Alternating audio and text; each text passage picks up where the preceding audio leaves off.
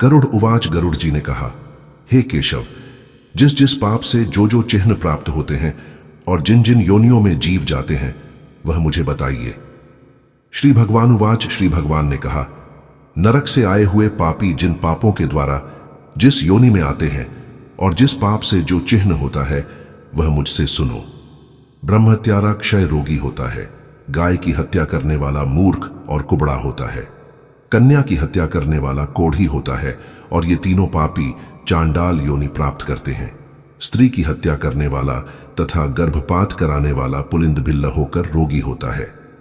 परस्त्री गमन करने वाला नपुंसक और गुरु पत्नी के साथ व्यभिचार करने वाला चर्म रोगी होता है। मांस का भोजन करने वाले का अंग अत्यंत लाल होता है। मद्य पीने वाले के दांत काले होते हैं। लालचवश अभक्ष्य भक्षण करने वाले ब्राह्मण को महोदर रोग होता है। जो दूसरे को दिए बिना मिष्टान्न खाता है उसे गले में गंडमाला रोग होता है। श्राद्ध में अपवित्र अन्न देने वाला श्वेत कुष्ठी होता है। गर्व से गुरु का अपमान करने वाला मनुष्य मृगी का रोगी होता है। वेद शास्त्र की निंदा करने वाला निश्चित ही पांडुरोगी होता है। झूठी गवाही देने वाला गूंगा, पंक्ति भेद करने वाला काना, विवाह में विघ्न करने वाला व्यक्ति औष्ठ रहित और पुस्तक चुराने वाला जन्मांध होता है। गाय और ब्राह्मण को पैर से मारने वाला लूला लंगड़ा होता है। झूठ बोलने वाला हकलाकर बोलता है तथा झूठी बात सुनने वाला बहरा होता है। विष देने वाला मूर्ख और उन्मत्त, पागल तथा आग लगाने वाला खलवाट, गंजा होता है। पल मांस बेचने वाला अभागा और दूसरे का मांस खाने वाला रोगी होता है। रत्नों का अपहरण करने वाला हीन जाति में उत्पन्न होता है। सोना चुराने वाला नखरोगी और अन्य धातुओं को चुराने वाला निर्धन होता है।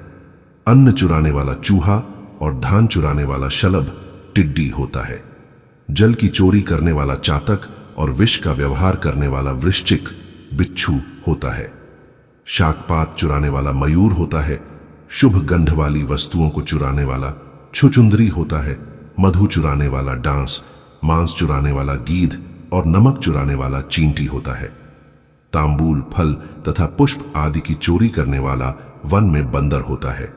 जूता, घास तथा कपास को चुराने वाला भेड़ योनि में उत्पन्न होता है। जो रौद्र कर्मों, क्रूर कर्मों से आजीविका चलाने वाला है, मार्ग में यात्रियों को लूटता है और जो आखेट का व्यसन रखने वाला वह कसाई के घर का बकरा होता है। विष पीकर मरने वाला पर्वत पर काला नाग होता है। जिसका स्वभाव अमर्यादित है वह निर्जन वन में हाथी होता है। बलिवैश्वदेव न करने वाले तथा सब कुछ खा लेने वाले द्विज, ब्राह्मण, क्षत्रिय, वैश्य और बिना परीक्षण किए भोजन कर लेने वाले व्यक्ति निर्जन वन में व्याघ्र होते हैं। जो ब्राह्मण गायत्री का स्मरण नहीं करता और जो संध्योपासना नहीं करता, जिसका अंत स्वरूप दूषित तथा बाह्य स्वरूप साधु की तरह प्रतीत होता है, वह ब्राह्मण बगुला होता है। जिनको यज्ञ नहीं करना चाहिए उनके यहां यज्ञ कराने वाला ब्राह्मण गांव का सुअर होता है।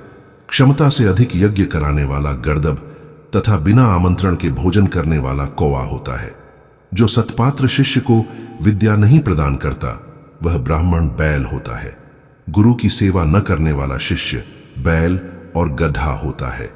गुरु के प्रति अपमान के तात्पर्य से हूं या तू शब्दों का उच्चारण करने वाला और वाद विवादों में ब्राह्मण को पराजित करने वाला जल विहीन अरण्य में ब्रह्म राक्षस होता है। प्रतिज्ञा करके द्विज को दान न देने वाला सियार होता है। सत्पुरुषों का अनादर करने वाला व्यक्ति अग्निमुख सियार होता है। मित्र से द्रोह करने वाला पर्वत का गीध होता है और क्रय में धोखा देने वाला उल्लू होता है। वर्णाश्रम की निंदा करने वाला वन में कपोत होता है।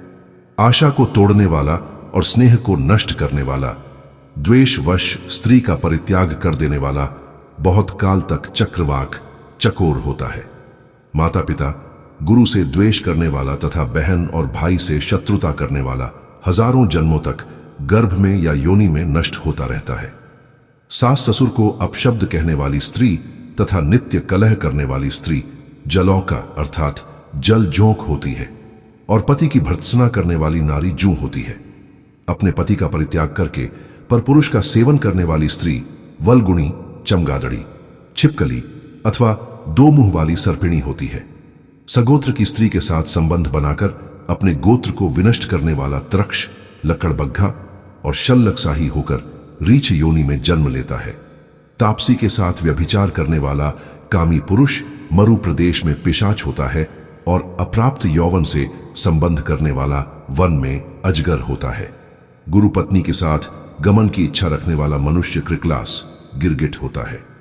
राजपत्नी के साथ गमन करने वाला ऊंट तथा मित्र की पत्नी के साथ गमन करने वाला गधा होता है। गुदा गमन करने वाला विष्ठा, भोगी सुअर तथा शूद्रागामी बैल होता है। जो महाकामी होता है वह काम लंपट घोड़ा होता है। किसी के मरना शौच में एकादशाह तक भोजन करने वाला कुत्ता होता है। ददेव द्रव्य भोक्ता देवलक ब्राह्मण मुर्गे की योनि प्राप्त करता है।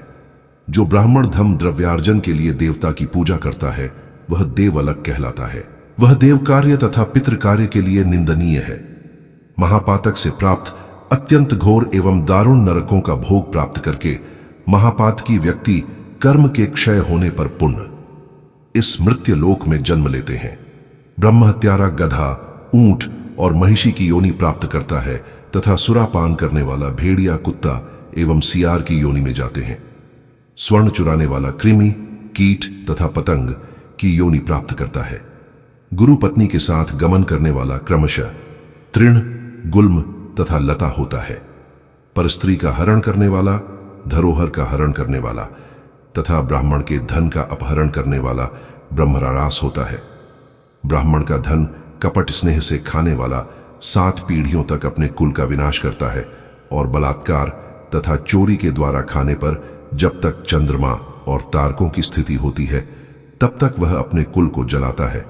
लोहे और पत्थरों के चूर्ण तथा विष को व्यक्ति पचा सकता है, पर तीनों लोकों में ऐसा कौन व्यक्ति है जो ब्रह्मस्व ब्राह्मण के धन को पचा सकता है? ब्राह्मण के धन से पोषित की गई सेना तथा वाहन युद्ध काल में बालू से बने सेतु बांध के समान नष्ट भ्रष्ट हो जाते हैं। देवद्रव्य का उपभोग करने से अथवा ब्रह्मस्वरूप का हरण करने से, ब्राह्मण का अतिक्रमण करने से कुल पतित हो जाते हैं। अपने आश्रित वेद परायण ब्राह्मण को छोड़कर अन्य ब्राह्मण को दान देना ब्राह्मण का अतिक्रमण करना कहलाता है। वेद वेदांग के ज्ञान से रहित ब्राह्मण को छोड़ना अतिक्रमण नहीं कहलाता है, क्योंकि जलती हुई आग को छोड़कर भस्म में आहुति नहीं दी जाती। हे तार्क्ष्य, ब्राह्मण का अतिक्रमण करने वाला व्यक्ति नरकों को भोग कर क्रमशः जन्मांध एवं दरिद्र होता है। वह कभी दाता नहीं बन सकता, अपितु याचक ही रहता है। अपने द्वारा दी हुई अथवा दूसरे द्वारा दी गई पृथ्वी को जो छीन लेता है वह 60,000 वर्षों तक विष्ठा का कीड़ा होता है। जो स्वयं कुछ देकर पुण्य स्वयं ले भी लेता है वह पापी 1 कल्प तक नरक में रहता है। जीविका अथवा भूमि का दान देकर यत्नपूर्वक उसकी रक्षा करनी चाहिए। जो रक्षा नहीं करता प्रत्युत उसे हर लेता है वह पंगु अर्थात लंगड़ा कुत्ता होता है। ब्राह्मण को आजीविका देने वाला व्यक्ति 1 लाख गोदान का फल प्राप्त करता है और ब्राह्मण की वृत्ति का हरण करने वाला बंदर, कुत्ता तथा लंगूर होता है।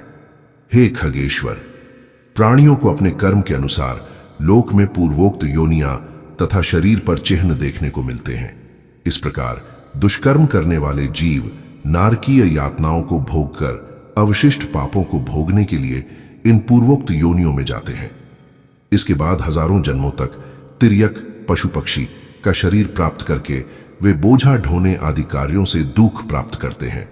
फिर पक्षी बनकर वर्षा, शीत तथा आतप से दुखी होते हैं। इसके बाद अंत में जब पुण्य और पाप बराबर हो जाते हैं तब मनुष्य की योनि मिलती है।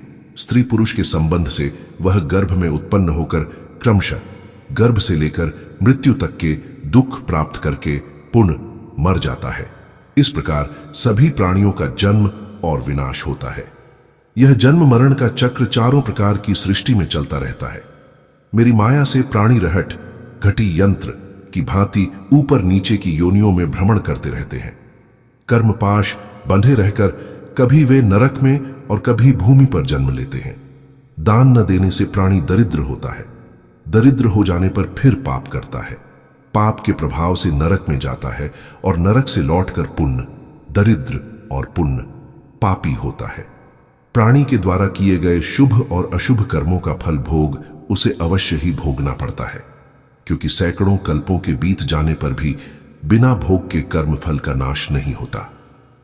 इस प्रकार गरुड़ पुराण के अंतर्गत सारोद्धार में पाप चिन्ह निरूपण नामक 5वां अध्याय पूर्ण हुआ। गरुड़ पुराण का यह अध्याय हमें यही चेतावनी देता है कि पाप चाहे छोटा हो या बड़ा, उसका फल निश्चित है, और यही सत्य जीवन का सबसे बड़ा नियम है। कर्म ही भाग्य है और धर्म ही आत्मा की मुक्ति का मार्ग। दोस्तों, अगर आपको यह वीडियो अच्छी लगी हो तो इसे लाइक, शेयर और कमेंट जरूर करें। और अगर आप हमारे चैनल पर पहली बार आए हैं तो चैनल को सब्सक्राइब करना मत भूलिएगा। साथ ही बेल आइकन दबाइए ताकि हमारी हर नई वीडियो आप तक सबसे पहले पहुंचे। आपके सहयोग से ही हम ऐसी और प्रेरणादायक बातें आप तक ला पाएंगे। बहुत बहुत धन्यवाद। जय श्री कृष्णा। राधे राधे।